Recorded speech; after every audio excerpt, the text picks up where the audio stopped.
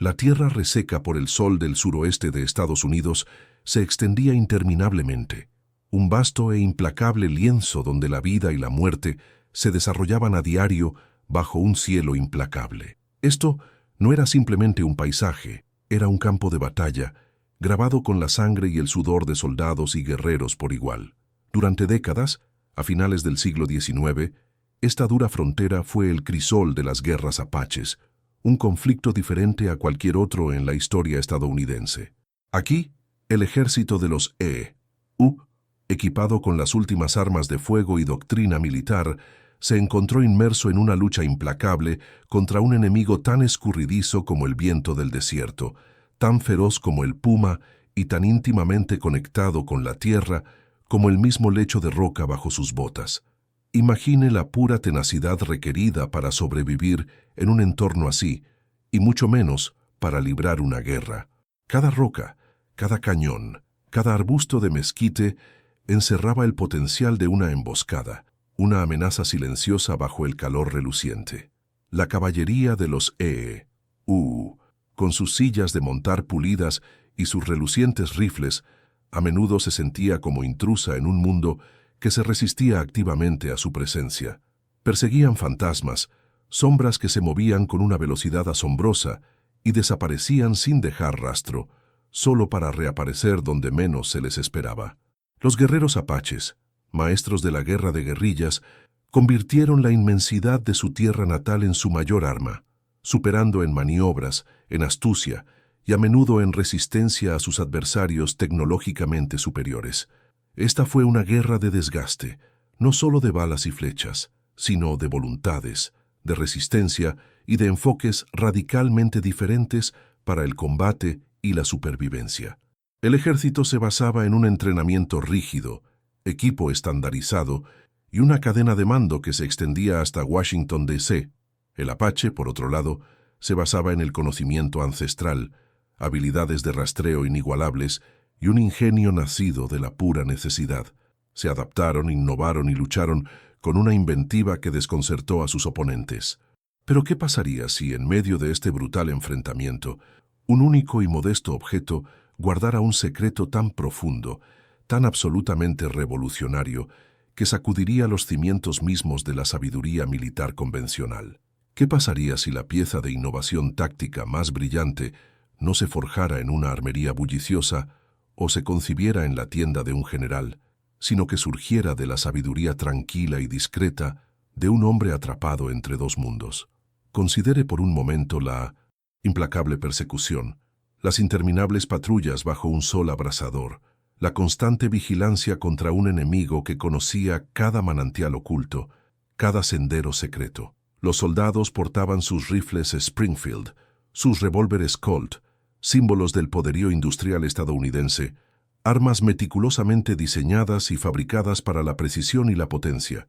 Se les enseñó a limpiarlas, mantenerlas y dispararlas de acuerdo con regulaciones estrictas. Cualquier desviación de estos protocolos se consideraba descuidada, poco profesional, incluso peligrosa. Sin embargo, en la vasta e indomable naturaleza, donde las reglas a menudo se doblegaban a la voluntad de la supervivencia, se estaba forjando un tipo diferente de conocimiento, una sabiduría que no provenía de manuales, sino del mismísimo aliento del desierto. Para el ejército de los E.U., las guerras apaches fueron un brutal despertar. Sus tácticas convencionales, perfeccionadas en los campos de batalla de la guerra civil, resultaron lamentablemente inadecuadas contra un enemigo que se negaba a enfrentarse y luchar en filas ordenadas. Los apaches atacaban rápidamente, se fundían de nuevo en el paisaje y dejaban frustración y a menudo graves bajas a su paso. El ejército necesitaba una ventaja, algo para cambiar el rumbo. Trajeron exploradores, a menudo antiguos guerreros apaches, hombres que entendían la tierra y sus secretos de una manera que ningún soldado blanco podría. Estos guías eran invaluables. Su conocimiento era un salvavidas en un mundo hostil. Caminaban por un sendero precario, sirviendo a un lado mientras a menudo mantenían una profunda y silenciosa reverencia por el otro. Fue dentro de esta atmósfera cargada de desesperación y colisión cultural donde nuestra historia echa raíces. Gira en torno a uno de esos guías apaches, un hombre cuyo nombre, como tantos otros de su tiempo, pudo haberse desvanecido en el polvo de la historia. Sin embargo, su contribución sutil, casi imperceptible, dejaría una marca indeleble en la mente de aquellos que la encontraron. Era un hombre de pocas palabras. Sus ojos escaneaban constantemente el horizonte, sus oídos atentos a los susurros del viento. Observaba a los soldados, sus métodos, sus luchas y su rígida adhesión al procedimiento. Y él, a su vez, era observado por ellos, una figura curiosa de tranquila competencia, a menudo un enigma. Su rifle, como el de cada soldado, era una herramienta de supervivencia, un medio para un fin. Pero a diferencia de las armas meticulosamente mantenidas del ejército de los Utitor, su rifle guardaba un secreto, una modificación o práctica peculiar que desafiaba toda lógica, todo principio de ingeniería, toda doctrina militar.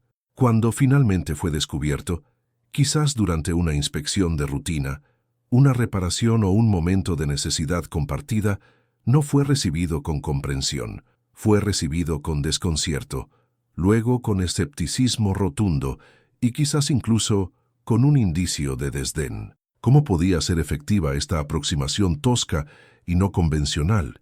¿Qué podría saber un guía incivilizado sobre la intrincada mecánica de un arma de fuego moderna que los armeros experimentados, entrenados en las mejores academias militares, no sabían? Los armeros, los herreros del ejército, eran hombres de precisión, sus manos expertas en la reparación y el mantenimiento de cada componente, desde la aguja percutora de un rifle hasta la recámara de un cañón. Entendían la metalurgia, la balística y el delicado equilibrio de fuerzas que hacía que un arma funcionara impecablemente. Creían en el orden, en la estandarización, en los métodos probados. Así que, cuando se enfrentaron a lo que encontraron en el cañón del rifle del guía Apache, su reacción inicial fue de absoluta incredulidad. Desafió todo lo que se les había enseñado, todo lo que consideraban cierto sobre la ciencia de la guerra. Era una anomalía, un acertijo en acero, una alteración aparentemente ilógica que, para sus ojos entrenados, debería haber inutilizado el arma, o en el mejor de los casos, dejarla profundamente defectuosa. Lo descartaron como primitivo, como una manía supersticiosa, o quizás la manipulación ignorante de un hombre que no entendía la sofisticada maquinaria que manejaba. ¿Cómo podría algo tan simple, tan aparentemente rudimentario, tener algún valor en comparación con la meticulosa ingeniería de su propio arsenal? La sola idea era absurda. Sin embargo, el guía era efectivo. Se movía en silencio, rastreaba sin fallos, y cuando el momento lo requería, su rifle hablaba con una precisión mortal que era innegable. Los armeros, encerrados en su mundo de tradición y especificaciones técnicas, luchaban por conciliar esta contradicción. Vieron el arma, vieron al hombre y vieron una profunda desconexión, pero la verdad, como suele ocurrir, residía no en lo que era inmediatamente visible, sino en una comprensión más profunda que pocos estaban dispuestos a considerar. El guía Apache, con su rostro curtido y su comportamiento tranquilo, portaba su rifle no como una mera herramienta, sino como una extensión de su voluntad, un compañero silencioso en la supervivencia. Era un Springfield, muy parecido a los que llevaban los soldados que guiaba. Sin embargo, poseía un aura de algo distintivamente diferente. Para el observador casual, podría haber parecido solo otra arma de fuego desgastada, quizás incluso mal mantenida para los estándares militares. Pero bajo la superficie, dentro de su mismo núcleo, yacía el secreto que confundiría a las mentes más brillantes del ejército de los EU. El momento del descubrimiento llegó no en el fragor de la batalla, sino durante un momento de calma, quizás una inspección de rutina o una reparación necesaria. Un armero, un hombre cuya vida estaba dedicada al cuidado meticuloso y a la función precisa de estas maravillas mecánicas, tomó el rifle del guía entre sus manos. Sus dedos, acostumbrados al acero liso y frío y a la intrincada relojería de un mecanismo bien aceitado, registraron inmediatamente algo anómalo. El cañón, El corazón mismo del arma se sentía diferente, no dañado, no corroído, sino sutilmente alterado. Con ojo entrenado y una varilla de limpieza precisa, el armero comenzó su trabajo. Esperaba el residuo habitual de pólvora y plomo, tal vez un poco de polvo del camino. Lo que encontró en su lugar fue una extraña capa, casi grasosa, que se adhería obstinadamente al estriado. No era aceite, no en el sentido convencional. No era óxido, era orgánico, terroso, casi como una laca natural. Intentó rasparlo, pero se resistió, incrustado sutilmente en las micro ranuras. Frunció el ceño. Esto estaba completamente fuera de su experiencia, más allá de cualquier manual militar o principio de ingeniería que hubiera aprendido. Sus colegas se reunieron atraídos por su perplejo silencio. Se asomaron al cañón, sus rostros una mezcla de curiosidad y creciente desdén. «¿Qué demonios es eso?», gruñó uno, su voz teñida de sospecha. «Parece que untó el interior con... bueno, no sé qué será». Otro se burló. «Probablemente sea alguna poción de chamán. Piensa que eso hará que sus balas vuelen más rectas». Las risas, secas y despectivas, se propagaron por el pequeño grupo. Eran hombres de ciencia, de precisión, de resultados predecibles. Esta capa tosca e inexplicable era una afrenta a su experiencia, un testimonio de lo que percibían como la ignorancia primitiva del guía. Vieron un arma, un instrumento finamente diseñado, siendo profanado por lo que parecía ser nada más que tierra y grasa animal. En sus mentes, tal impureza solo obstaculizaría el rendimiento, ensuciaría el estriado y conduciría a un fallo catastrófico. Desafiaba todas las reglas de la balística, todas las lecciones aprendidas de años de estudiar la combustión interna y las trayectorias de los proyectiles. Un cañón de rifle necesitaba estar limpio, prístino, sus ranuras en espiral afiladas y sin imperfecciones para impartir el giro perfecto a la bala. Esto era una abominación. Los armeros, inmersos en las rígidas doctrinas de la ingeniería militar, inicialmente lo descartaron como una rareza supersticiosa, un testimonio de lo que consideraban la falta de comprensión del guía sobre el armamento moderno. Cuestionaron su cordura, tal vez incluso su lealtad. ¿Cómo podía un hombre al que se le había confiado un rifle del ejército de los tratarlo con un aparente desprecio por su correcto funcionamiento? La sola idea de que algo tan aparentemente rudimentario pudiera poseer algún mérito era un insulto a su entrenamiento, a su oficio, a toda su visión del mundo.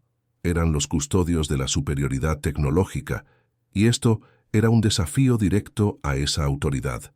Sin embargo, a pesar de su escepticismo, la reputación del guía le precedía. Era asombrosamente preciso. Sus disparos, cuando llegaban, a menudo eran decisivos, derribando un objetivo distante o silenciando una amenaza invisible con una precisión inquietante.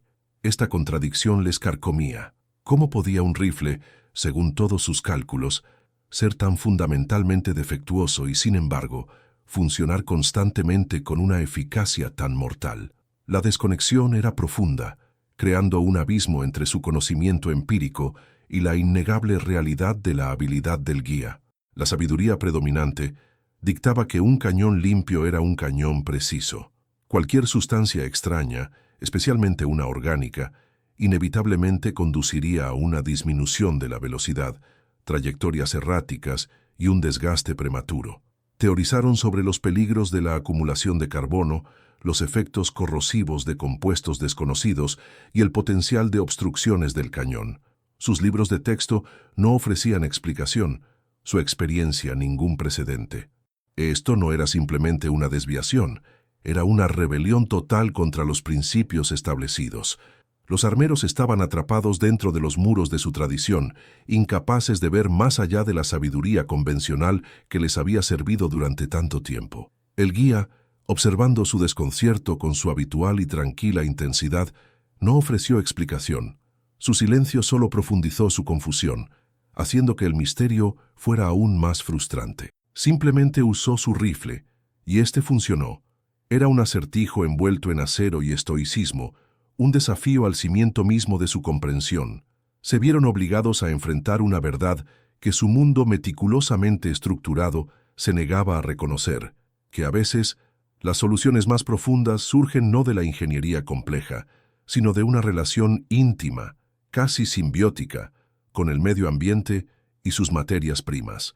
El momento de la revelación, cuando el escepticismo de los armeros finalmente se hizo añicos, no fue un estallido repentino de iluminación, sino una aceptación gradual y a regañadientes forzada sobre ellos por la evidencia innegable. Tal vez fue durante un ejercicio de campo, una prueba de habilidad donde el rifle aparentemente comprometido del guía superó consistentemente a las armas prístinas de los soldados. O quizás, lo más probable, fue en el crisol del combate, donde las vidas pendían de un hilo, y el método poco ortodoxo del guía demostró su valía de la manera más brutal imaginable. Imagine un tenso enfrentamiento, guerreros apaches escondidos entre las rocas, inmovilizando a una patrulla. Cada disparo contaba. Los rifles del ejército ladraban, sus balas levantaban polvo, a menudo fallando el blanco contra el enemigo camuflado. Entonces el rifle del guía con su extraño cañón recubierto hablaría. Un solo disparo, a menudo desde una distancia improbable, encontraría su objetivo con una precisión escalofriante. Una y otra vez, este patrón se repetía. El rifle del guía, a pesar de su aparente defecto, era consistentemente confiable, consistentemente mortal. Obligó a los armeros a mirar más allá de sus prejuicios, a analizar verdaderamente el efecto, no solo la causa.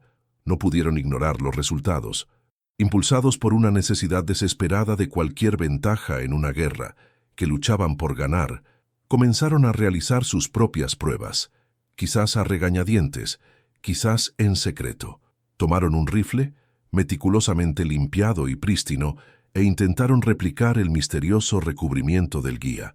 Experimentaron con diversas sustancias naturales, tratando de igualar la escurridiza película. Fue un ejercicio de humildad, una admisión directa de que su sabiduría establecida podría estar incompleta. La verdadera revelación llegó cuando finalmente entendieron por qué funcionaba el recubrimiento. No era un producto de metalurgia avanzada o compuestos químicos complejos, sino una mezcla engañosamente simple, una cuidadosa combinación de grasa animal, quizás de un ciervo o un borrego cimarrón, mezclada con resinas vegetales específicas autóctonas del paisaje desértico. Para los armeros, parecía grasa rudimentaria, pero su genialidad residía en sus propiedades únicas. Este bálsamo natural, cuando se aplicaba finamente y se dejaba curar ligeramente, formaba una capa microdelgada y resistente dentro del estriado del cañón. Esto no era simplemente un lubricante, era una barrera dinámica y autorrenovable. En lugar de atraer y retener la suciedad de carbono y plomo, como solían hacer los aceites convencionales, en las condiciones áridas y polvorientas, esta mezcla orgánica actuaba de manera diferente. Con cada disparo, el intenso calor y la presión derretían y redistribuían ligeramente la película, encapsulando efectivamente las partículas microscópicas de plomo y residuos de pólvora.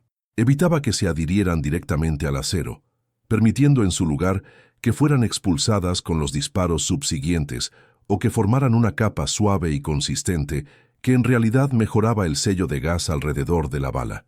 Esto significaba menos fuga de gas, una velocidad de boca más consistente y, crucialmente, un cañón que mantenía su precisión durante cientos de rondas sin la necesidad de una limpieza meticulosa y que consumía mucho tiempo en el campo. Los armeros, inicialmente desconcertados por sus propios experimentos, finalmente lo presenciaron de primera mano. Quizás fue durante una prueba de tiro controlada, donde un rifle Springfield prístino, limpiado según las regulaciones, comenzó a perder precisión después de solo unas pocas docenas de disparos, su cañón se ensuciando progresivamente. Luego, el rifle del guía Apache, o una réplica tratada con su método, era disparado repetidamente. Disparo tras disparo, el grupo observaba, sus rostros pasando del escepticismo al asombro boquiabierto. Los objetivos, colocados a distancias consideradas desafiantes incluso para tiradores expertos, seguían mostrando agrupaciones ajustadas. El rifle del guía, que según todo su entrenamiento debería haber sido tremendamente impreciso, funcionó con una precisión inquebrantable. Un silencio profundo descendió sobre el campo de pruebas, roto solo por el fuerte estampido del rifle y el sordo golpe lejano de las balas al impactar en el objetivo. El armero principal, un hombre llamado Sargento Miller, se acercó lentamente al arma del guía después de una agotadora prueba de 100 disparos. Miró cuidadosamente por el cañón, luego pasó un paño limpio a través de él. Lo que salió no fue el habitual desorden ennegrecido y arenoso. En cambio, el paño salió notablemente limpio, con solo una ligera mancha casi translúcida del recubrimiento orgánico. El estriado debajo permanecía afilado, sin mancha por la acumulación de plomo. Era como si el cañón se estuviera limpiando a sí mismo, disparo tras disparo. Un jadeo colectivo se escapó del grupo. Sus nociones preconcebidas, sus años de riguroso entrenamiento, su misma comprensión de la balística y el mantenimiento de armas de fuego se hicieron añicos. Esto no era solo una desviación del protocolo, era una reimaginación completa del mismo. La solución simple, casi primitiva, del guía Apache acababa de superar su ciencia militar más avanzada. Desafiaba la lógica, sin embargo, la evidencia era irrefutable. La efectividad era innegable, probada no en un laboratorio, sino en la dura e intransigente realidad de la frontera estadounidense. El sargento Miller, un hombre de disciplina rígida y creencia inquebrantable en la doctrina militar, sintió un temblor de humildad. Miró al guía, que estaba de pie observando su asombro en silencio, su estoica expresión sin traicionar ningún indicio de triunfo. El guía no ofreció explicación ni alarde, solo un ligero asentimiento, conocedor. Fue un momento de profunda comprensión. El desierto mismo, a través de la sabiduría de sus habitantes, les había enseñado una lección que ningún libro de texto o armería podría. La incredulidad inicial rápidamente dio paso a una curiosidad a regañadientes, y luego ferviente. Los armeros, que antes se mostraban despectivos, ahora estudiaban meticulosamente el recubrimiento. Analizaron sus componentes, tratando de entender la sutil interacción de grasas y resinas. No se trataba simplemente de copiar la receta, se trataba de entender el principio. La revelación no era solo sobre un mejor lubricante, se trataba de una filosofía completamente diferente de mantenimiento de armas de fuego, una que abrazaba el entorno en lugar de luchar contra él. En el polvo implacable y las temperaturas extremas del suroeste, un cañón perfectamente limpio y seco a menudo era un inconveniente, propenso a un rápido ensuciamiento y desgaste. El método del guía proporcionaba una presencia protectora y constante. La noticia del tratamiento de cañón Apache comenzó a extenderse, primero entre los armeros, luego discretamente entre los oficiales y soldados más abiertos de mente. No condujo a una revisión generalizada del equipo militar o a un cambio inmediato en la doctrina oficial. La inercia de la tradición y la burocracia era demasiado fuerte para eso. Pero en el campo, donde la supervivencia era primordial y las regulaciones a menudo se doblegaban ante la necesidad, una revolución silenciosa comenzó a afianzarse. Ciertas unidades, particularmente aquellas involucradas en patrullas extendidas en territorio Apache, comenzaron a experimentar. Los soldados, inicialmente escépticos, comenzaron a ver los beneficios innegables. Sus rifles, que antes requerían una limpieza constante para mantener la precisión, ahora podían funcionar de manera confiable durante periodos más largos, reduciendo el riesgo de ser sorprendidos desprevenidos durante una emboscada mientras limpiaban. Esta sutil adopción, a menudo extraoficial y transmitida a través de susurros en lugar de órdenes escritas, tuvo un impacto tangible. Significó una potencia de fuego más confiable cuando más importaba, menos atascos debido al ensuciamiento y una ventaja pequeña pero crucial en una guerra donde cada ventaja contaba.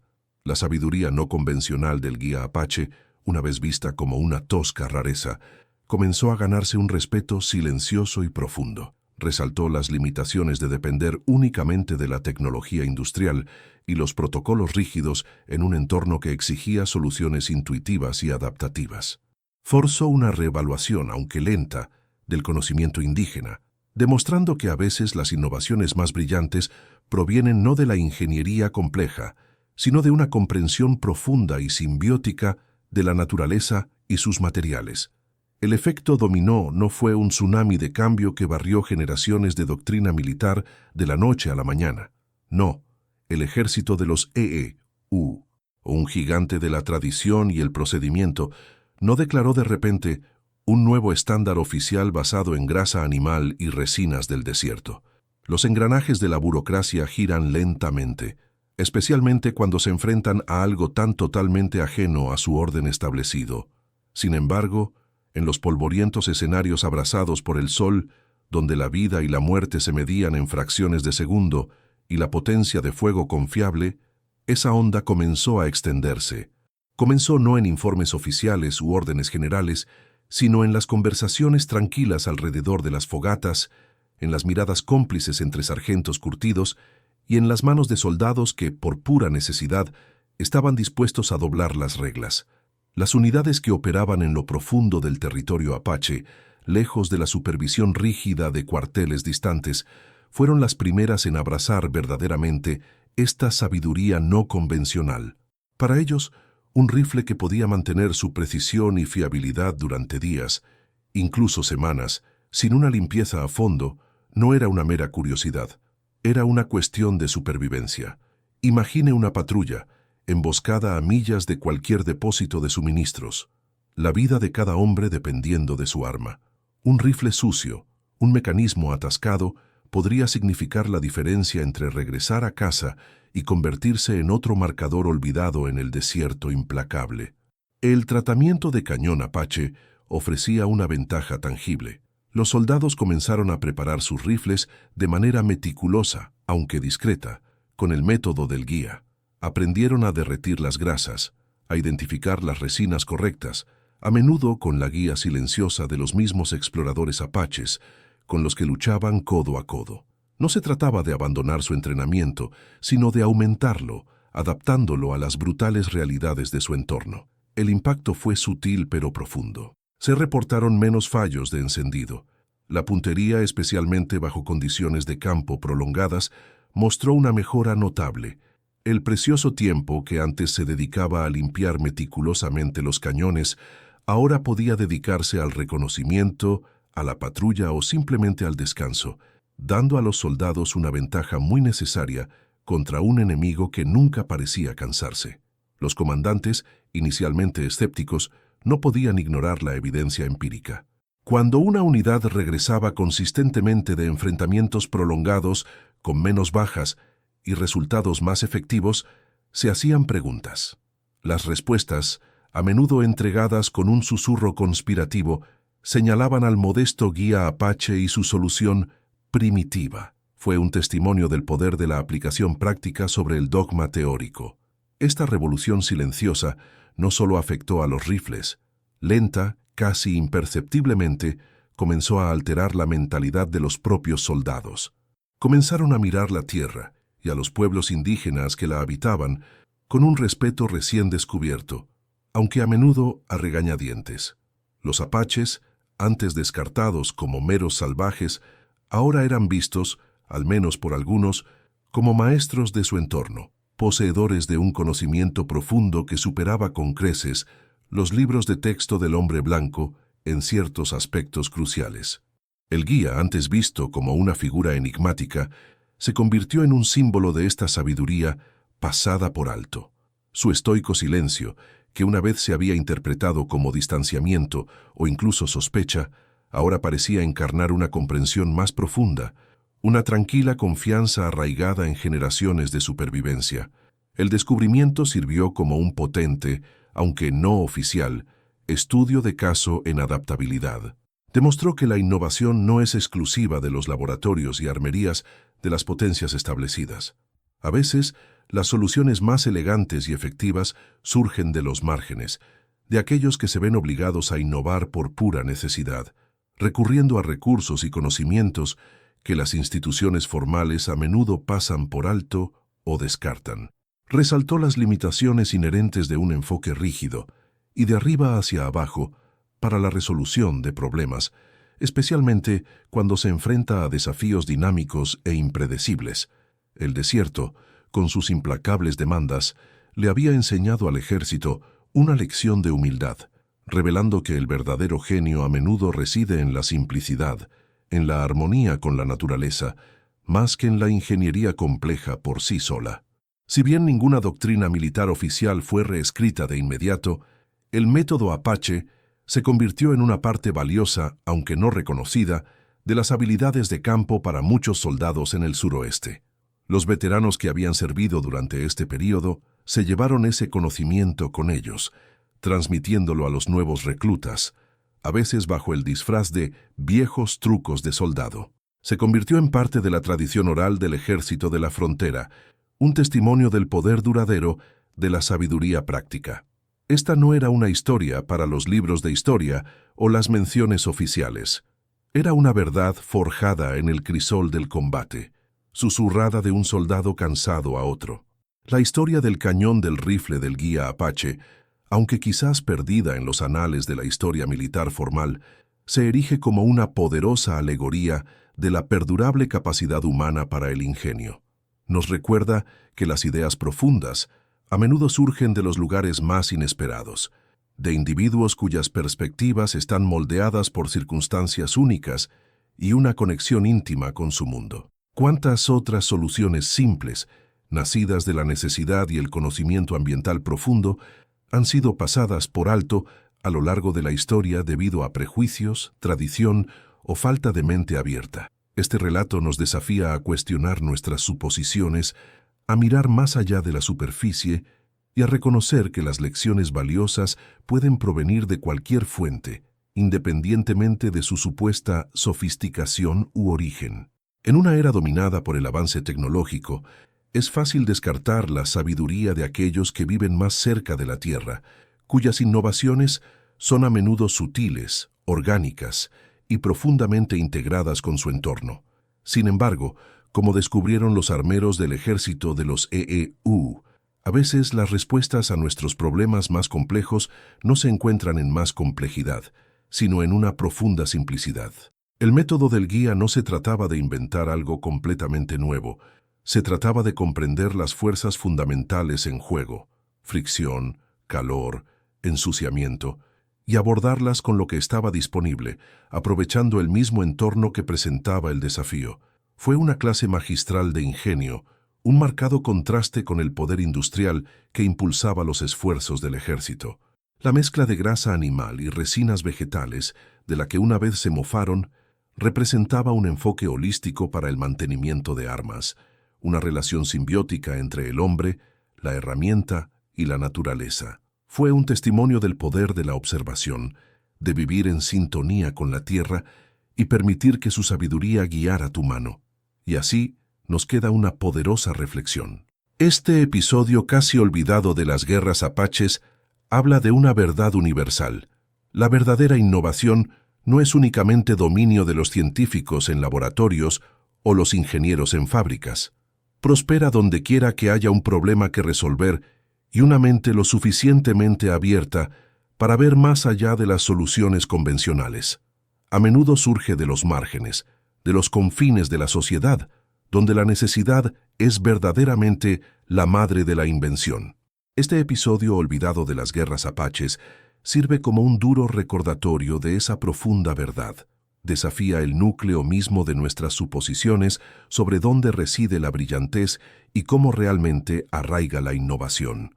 En una era cautivada por las maravillas tecnológicas y el poderío industrial, es fácil, casi instintivo, descartar la sabiduría obtenida de generaciones que viven íntimamente con la Tierra. Estamos programados para buscar soluciones complejas para problemas complejos, a menudo pasando por alto la elegante simplicidad que se puede encontrar en una profunda comprensión de los procesos naturales y los recursos disponibles. Los armeros del ejército de Quays, con su sofisticado entrenamiento y su creencia inquebrantable en los principios científicos, inicialmente vieron el método del guía Apache como nada más que una tosca manipulación. Lo vieron a través de la lente de su doctrina establecida, una doctrina que valoraba la limpieza prístina y los materiales estandarizados por encima de todo. Sin embargo, el desierto, en su implacable imparcialidad, expuso las limitaciones de esa perspectiva rígida. Reveló que a veces la ingeniería más efectiva no se encuentra en un plano de fábrica, sino en las adaptaciones intuitivas nacidas de la supervivencia. La mezcla del guía de grasa animal y resinas vegetales no fue un avance científico en el sentido convencional, sino un testimonio de la observación empírica, la paciencia y una relación simbiótica con el medio ambiente. Fue una solución forjada no en un laboratorio, sino bajo el sol abrasador y en medio de la constante amenaza de conflicto, donde cada detalle podía significar la diferencia entre la vida y la muerte. Esta historia nos obliga a reflexionar sobre nuestros propios prejuicios. ¿Cuántas ideas potencialmente innovadoras se pasan por alto o se rechazan por completo hoy porque no se ajustan a nuestras nociones preconcebidas de lo que constituye experiencia o progreso?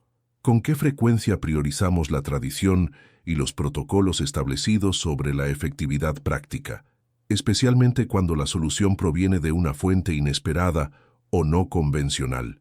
La lección de ese cañón de rifle polvoriento resuena a través del tiempo. El verdadero ingenio trasciende las divisiones culturales, las credenciales académicas y la sofisticación tecnológica. Florece en el espíritu de adaptabilidad, en la voluntad de aprender de cada rincón de la existencia, incluso de aquellos a quienes podríamos considerar nuestros adversarios o inferiores. Nos recuerda que la humildad es quizás el mayor activo en la búsqueda del conocimiento. Los armeros, inicialmente inmersos en su incredulidad, se vieron obligados a confrontar sus propias limitaciones y a reconocer un genio que yacía completamente fuera de su marco. Esto no se trataba solo de una mejor manera de limpiar un rifle. Se trataba de abrir sus mentes a una forma diferente de pensar, un enfoque más holístico para la resolución de problemas que integraba al hombre, la máquina y la naturaleza. Resaltó el poder duradero de la sabiduría práctica, perfeccionada durante siglos, que a menudo contiene ideas que la ciencia moderna podría tardar décadas en redescubrir. Así que, mientras continúas con tu día, considera la sabiduría oculta a tu alrededor. Mira más allá de lo obvio. Cuestiona las normas establecidas. La próxima gran solución, la próxima idea profunda, podría no venir de la voz más fuerte o del experto más condecorado. Podría surgir de una observación tranquila, una simple adaptación o un enfoque no convencional que a primera vista parece totalmente ilógico. Podría venir de los márgenes, de una perspectiva que nunca antes habías considerado. Este relato, casi perdido para la historia, sirve como un poderoso testimonio del espíritu humano perdurable de la innovación, un espíritu que persiste contra viento y marea y encuentra soluciones notables en los entornos más desafiantes. Es un recordatorio de que a veces las ideas más revolucionarias son las más simples, nacidas de una profunda conexión con el mundo que nos rodea y el coraje de ver las cosas de manera diferente. ¿Qué otras innovaciones pasadas por alto, nacidas de la necesidad y la adaptación ingeniosa, crees que la historia ha olvidado? Comparte tus pensamientos en los comentarios a continuación. Si esta historia de genio no convencional despertó tu curiosidad, no olvides darle me gusta, suscribirte a nuestro canal para más historias de los rincones olvidados de la historia y tocar la campana de notificación para que nunca te pierdas otro descubrimiento profundo. Gracias por ver.